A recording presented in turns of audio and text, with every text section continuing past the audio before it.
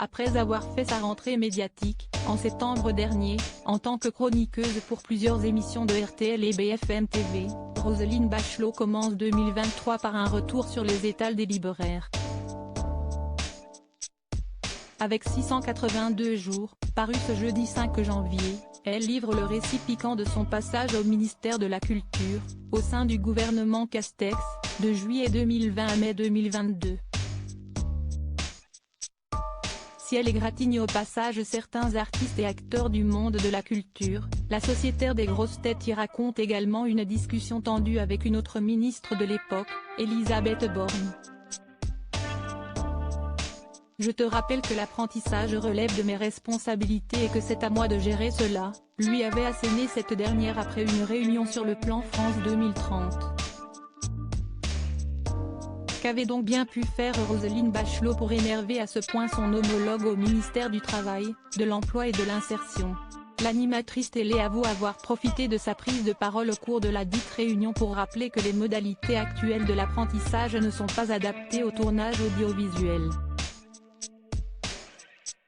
Oula, j'avais mis un quart d'orteil dans son couloir, s'est-elle rendu compte au vu de la réaction outrée d'Elisabeth Borne, visiblement pas très encline à partager ses dossiers. J'ai ramé pour lui expliquer que c'était une alerte des professionnels sur des difficultés rencontrées et qu'il n'était pas question pour moi de gérer ces dossiers, l'avait alors assuré la ministre de la Culture, parvenant ainsi tant bien que mal à désarmer la situation.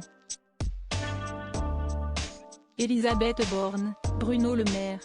Découvrez les ministres à leur début, un sourire généreux et une parole rassurante. Hormis cette petite mise au point, Roselyne Bachelot dresse un portrait élogieux de l'actuelle première ministre et décrit de bons rapports en tant que collègue depuis qu'elle avait demandé à sa consoeur un coup de main pour débloquer le décret intermittent. Par la suite, elle a toujours été à mes côtés sur ce dossier, toujours rigoureuse mais d'une humanité dont je me suis toujours demandé pourquoi elle tenait tant à la dissimuler, écrit-elle, tordant ainsi le cou aux idées reçues concernant la frigidité de la chef du gouvernement.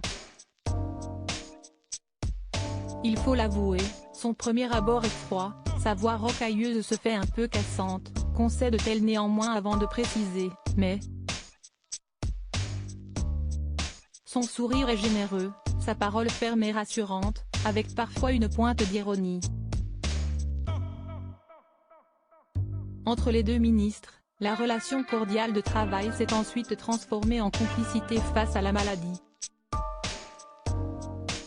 Chacune a eu une Covid très lourde, souligne Roselyne Bachelot tout en précisant que l'épreuve de l'hospitalisation les a rapprochées.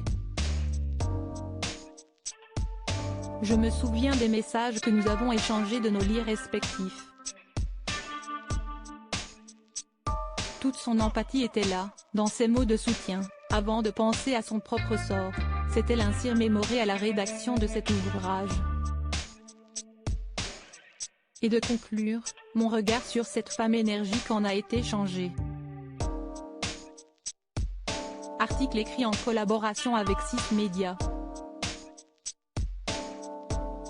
Crédit photo, Cédric Perrin.